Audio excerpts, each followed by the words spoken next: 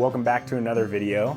Today we are finally tackling this bedroom. Bringing you guys up to speed, we had demoed this room along with our master bathroom about 7 months ago, actually more like 8 months ago now. And we had to put the project on pause just due to financial setbacks and not wanting to go too far into debt too soon, cash flow issues. But anyway, we are here in July now, and we are actually going to start tackling it. So what we've done is we stripped the walls, we stripped the ceiling, and we found a bunch of mold up here because the insulation that had been put in the ceiling was actually right up against the boards up there, kind of T&G. So the insulation was touching the T&G. There was no soffit vents or anything like that. And so it ended up creating some moisture, and there was some mold that I've been dealing with and I've been sanding down and getting rid of. And now I'm about to coat that with some mold killing primer to be able to get rid of that. But in order, we can't just get rid of the mold. We have to think about how did the mold get there and how can we make sure it doesn't happen. So what I'm going to do is, you can see I've already drilled some holes in here that will be the vents. I bought the vents, and then I will get some, I forget what it's called. It's these plastic things I'll actually show you. That'll go up against the whole bat right here, this ceiling. That will help aerate and keep insulation off of the wood right there. And that's what I'm working on right now, is cleaning that up. And then we have the insulation to re-insulate this room.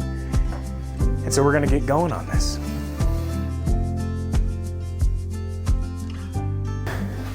I very much question why I didn't use my sprayer, because I have a paint sprayer, and after just doing this, I'm like, oh, it's gonna be a little job, but it's not too bad. What was really hard was sanding this. What I used initially to kill the mold also was I've just soaked this with vinegar, like maybe 10 times. I've just completely doused it with vinegar and scrubbed it and wire brushed it. And so I think we're gonna be okay. And especially since now I'm going to put vents, I think it'll be much better. Kind of smells weird. And that makes sense. If it's not just normal paint, don't sniff it. So I was wearing a mask a little bit, and I don't know. If you're new to the channel, I'm Joe, and my wife and I own this house that we bought back in 2022, thanks to partnering with my dad. And we were able to buy the place. So it's a just about 2,400 square foot home that we bought, and turned half of it into an Airbnb immediately.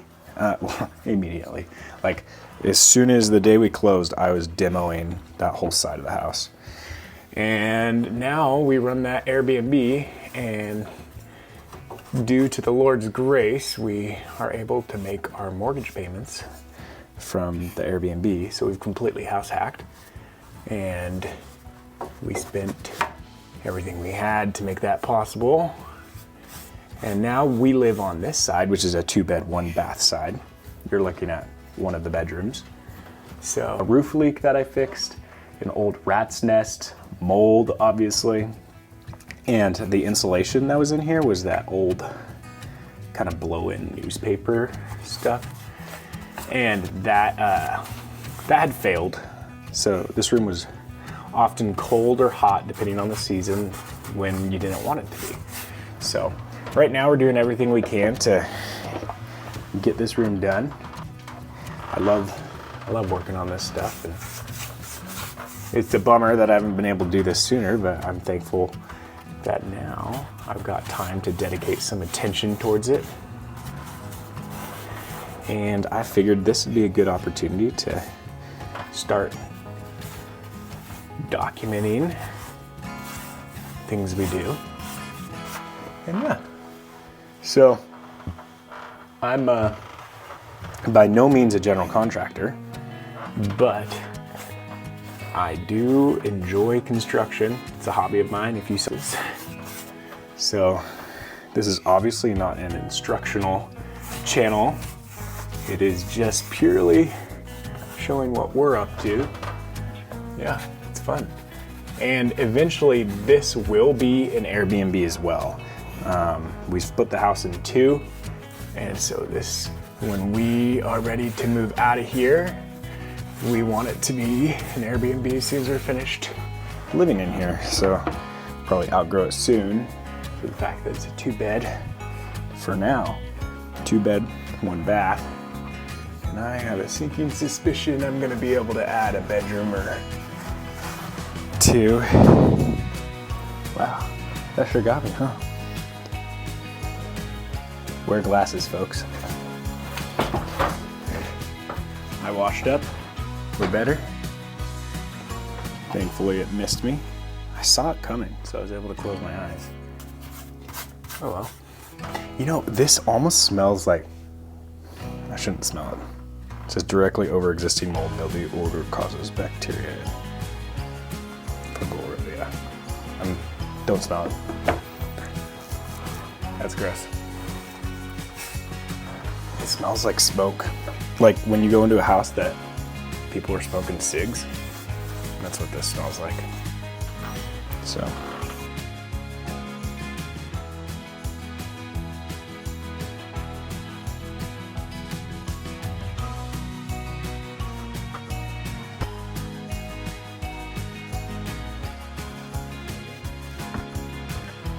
All right, so I finished spraying. I initially went with coat 1 by brushing and found out how much I was missing, let alone it was terrible and took forever.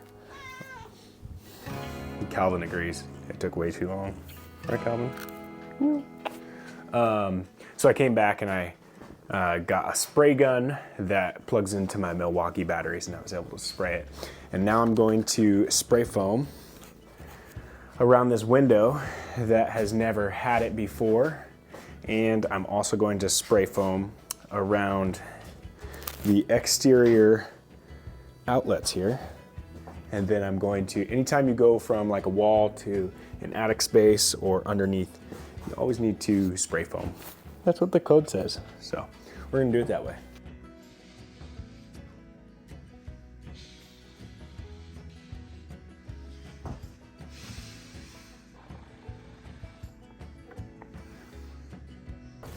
The reason that we had a mold situation is that the insulation, when I ripped it out, I saw that it was all pushed up against the ceiling and there was no ventilation. So usually you need, actually always, you need ventilation in your attic space to make sure that there isn't condensation creating mold and other bad things. So I drilled these 2.5-inch holes for these vents. And so that way we will have ventilation moving forward for this.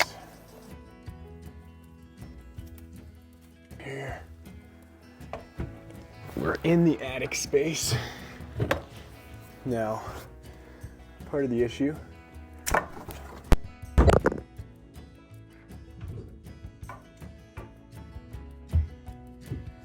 and it looks like somebody already did this. This used to be a vent. Well, it needs to be a vent again. That way we're getting enough airflow through this whole place. I don't know why they redid this, but we're gonna pop it out. Yes, Calvin. Calvin is at my feet in the ladder.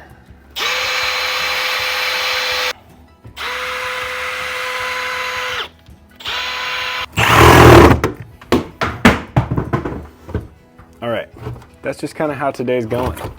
But you just got to keep on keeping on.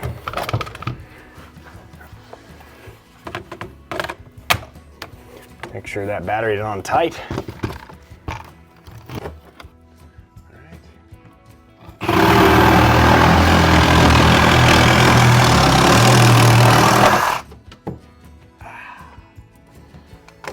Hey goats, look at all that air. Airflow is good. Ventilation is good for sustainability. I promise. Oh yeah, what's very healthy is breathing all that in. I'm on the outside, and here is a vent that I was given from my friend Cody. I'm gonna try to put it up there.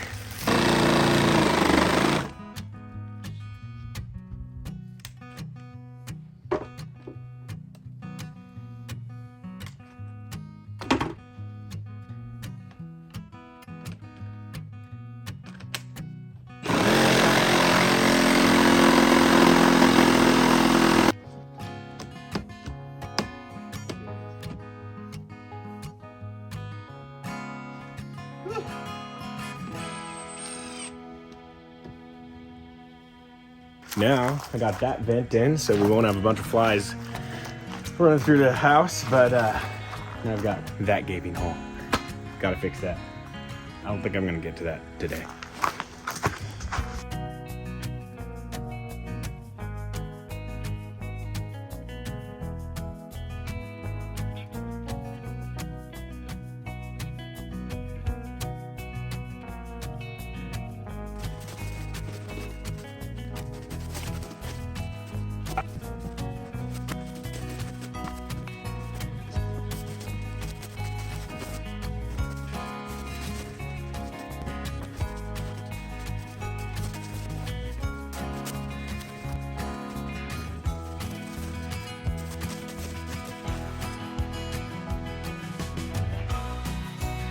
About 90% complete insulating the walls. Instead of going directly into the ceiling and insulating the ceiling, I'm going to first frame out a little closet here because a bedroom isn't complete without a closet. So we need to do that just because I want to see where the framing leaves me to be able to get the insulation in past. So that's why I'm doing it.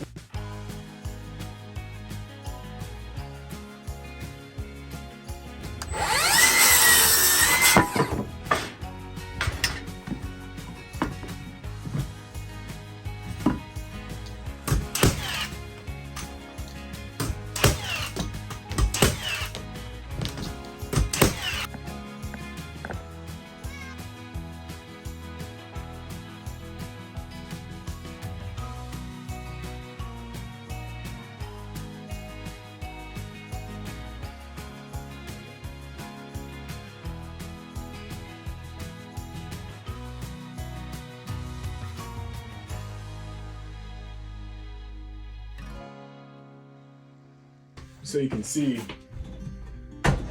this whole wall is really weak. It moves everywhere just because the integrity, whoever framed this back in the day, just cut right through here. And I would not consider that a header to distribute weight from, yeah, it's just total lacking in integrity. So I can't rip this out just for what this stud is right here. So I'm going to slide this piece in here, and then I'm basically going to put kind of two 2x4s to marry it on either side. And I'll take this out, put a king stud here, and then I'll end up putting another king stud and then a jack to be able to build a header here. That's the plan, just kind of working with what I got, trying to fix old stuff.